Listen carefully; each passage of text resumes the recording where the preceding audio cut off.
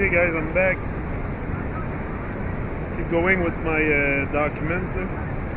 Fulfillness. Fulfillness. What is self-fulfillness?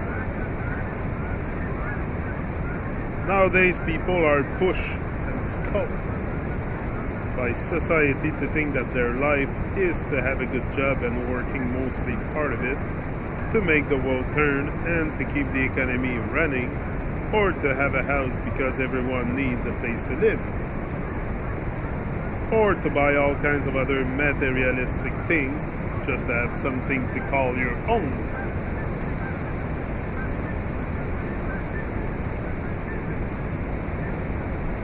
But at the end of their lives, they are still searching for happiness. All of that keeps the people in a zombified controlled state, craving for the need for more things and at the mercy of the world leaders.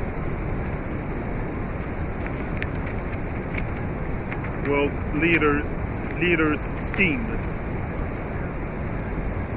And even the leaders have been raised by society too. Nobody can escape the suppression of self. If you do not seek out of it, you will never find the end of it. Everybody has been led to believe that it will make them happier in their lives, having all of those things, and then live a so-called fulfilled life. Not ever knowing that they are just feeding the beast called society. Most of the people nowadays do as they are told, and not what they want or feel like doing. I'm not talking about wanting to go somewhere like a trip or having a new car or anything kind of things of the material world. None of it is really real and are just experiences. I'm talking here about your mind, your free minds. Because people today are told so much how to live their lives and what it should and not be. This result of their minds being occupied mostly all of the time. So their thoughts are not their own most of the time too.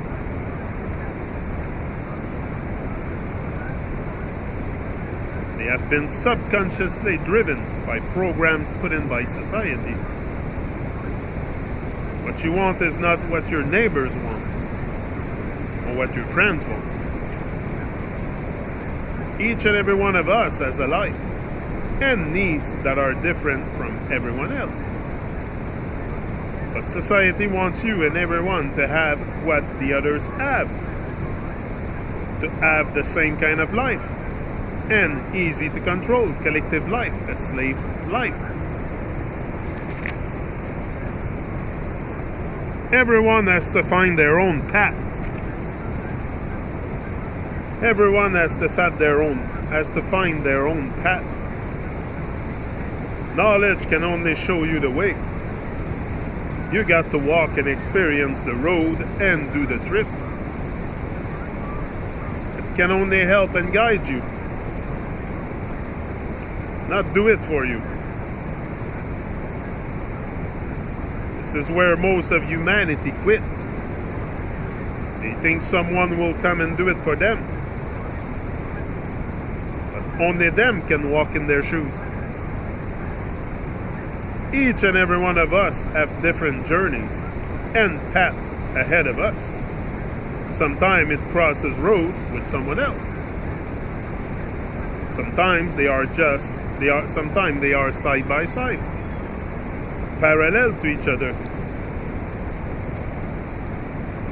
But be careful, do not let your road step on others for too long, or you might forget which one is yours and lose yourself. You can always take a peek at other roads, where they go, who it belongs to, and maybe follow it for a while to get some experience, some knowledge out of it. But for a moment, But never forget that you have your own path and journey in life to find and rejoin ahead of you. Your road sometimes can be like a plain, where it is easy to walk, sometimes a hill or mountain. When it is tougher, these are the harder moments. This is a long and treacherous journey, the path of self-discovery. Not many make it through, but everyone can attain it, and everyone's path leads to the one and only place: self-awareness and self-fulfillment. Fears. Next chapter, if we can call it, fears. The people living here have been living under fear constantly because of traumatism made by society, and this has been going on for so long that they have become weak, lame, and insecure. People always wanted something or someone to do things for them, that they are willingly building machines and robots to do things for them.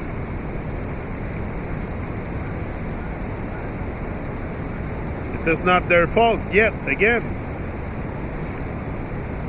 People only projects on the world what has been projected onto them.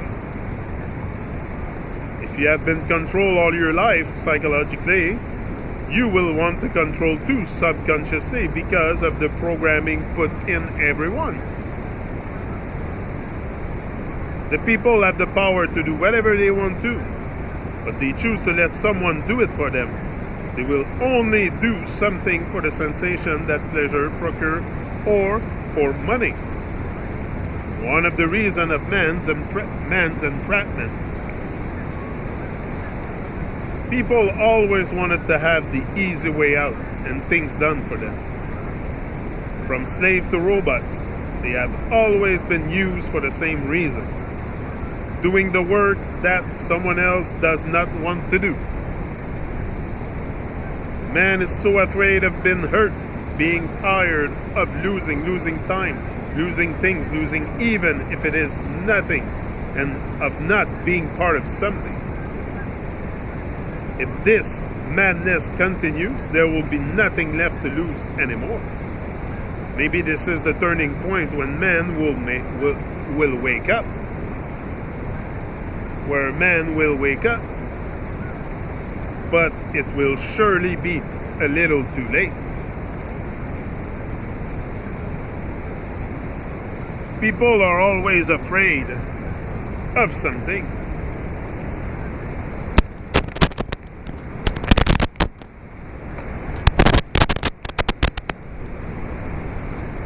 Yeah, people are always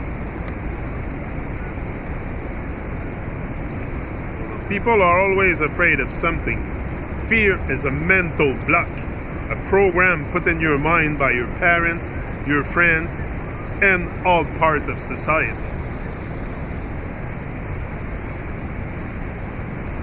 And they do it without knowing because the society has put the same programs into your parents and your friends.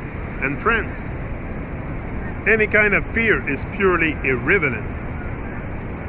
Like the fear of an animal or an insect, the fear of the dark, the fear of heights. They are just a result of one true fear, and that true fear is just an illusion on its own. And this fear is the fear of dying, of death. All the other fears are derived from this one, the fear of death. All the other fears are derived by this one. Death is only a part of life, nothing to be afraid of. Death is only a part of life, nothing to be afraid of. In fact, it needs to be praised more than to be mourned. And the thing is that people think of the consequences of their death, the impact on their loved ones and their things, instead of thinking of it as the second part of life. the end of this journey and the beginning of another. If everybody could accept the fact of life and death, people would cheer as their loved one passed over, releasing all the energies connected to them with them. And I'll be back for the rest. What's the leading cause of death? What's the leading cause of death? I think it's life. Life is the leading cause of death because we don't live our life. Life is the leading cause of death. Rise and shine. Live your life today. I'm out.